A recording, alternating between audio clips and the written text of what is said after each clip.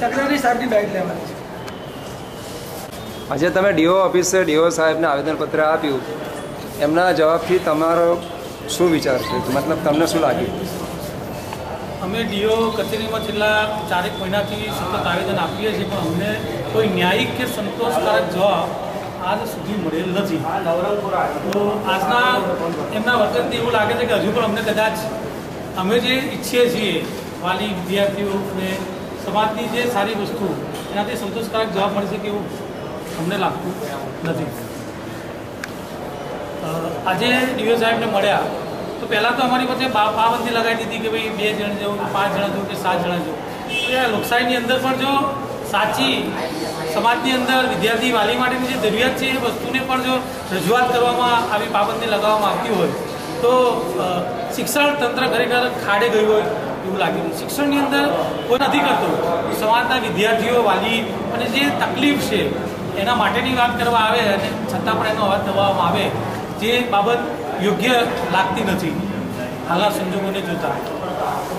આપ્યો કે આવી કાર્યવાહી અમે લોકો કરી રહ્યા છીએ અને આજે પણ એવી વાત કરી કે અમે કરી રહ્યા છીએ। તો અમે એમને 4 આવેદનપત્ર આપ્યા, તો એમાં એકાદો આવેદનપત્રનો પણ જો લેખિતમાં જવાબ આપવામાં આવ્યો હોત તો અમને એટલો તો સંતોષ થાય કે અમે કંઈ કરીએ છીએ, એની પાછળ એ લોકોની પણ કંઈક પ્રવૃત્તિ છે, પણ સમય લાગી શકે છે, પણ એવો પણ અમને આજે સંતોષકારક જવાબ આપ્યો હોય એવું લાગ્યું નથી।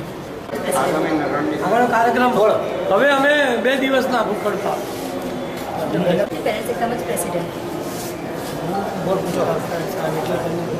આજે તમે મિટિંગ ડીઓ ઓફિસમાં કરી સાહેબ સાથે, તમારો શું મંતવ્ય છે?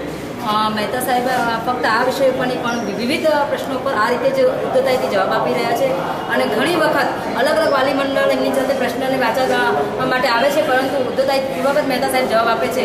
અને મારી ખાનગી માહિતી મુજબ પોતે સ્કૂલોના સંચાલકો સાથે મહેતા સાહેબ સેટિંગો કરે છે અને એ બાબતે એટલા માટે પગલાં નથી લેતા અને એટલા ઠંડા કાળજે બેસી રહ્યા છે। એટલે જે એમનો વલણ છે વાલીઓ તરફે એ ટોટલી નિંદાસ્પદ છે અને આ બાબતે વાલીઓ આગળની રણનીતિમાં પણ જો જરૂર પડશે તો ભૂખ હડતાલ ઉપર ઉતરશે અને જરૂર પડશે તો એમને રાજીનામું આપવું પડે એવી રીતની પણ ફરિયાદ ઉપર કરવામાં આવશે। આજે તમે આવેદનપત્ર આપવા માટે કેટલા લોકો આવેલા? આજે આવેદનપત્ર આપવા માટે અમે 80થી વધારે વાલી મંડળો, વિદ્યાર્થીઓ અને અમારું અમદાવાદ એજ્યુકેશન ગ્રુપ આવેલું છે, પણ અહીંયાથી અમને એવું કહેવામાં આવે કે 5થી વધારે તમે સાહેબશ્રીને મળી નહીં શકો, એટલે અમે ઉપર 5 જણા આવ્યા છે, બાકી 70થી 80 જણા નીચે ઊભા રહ્યા છે અને આજે અમે આવેદનપત્ર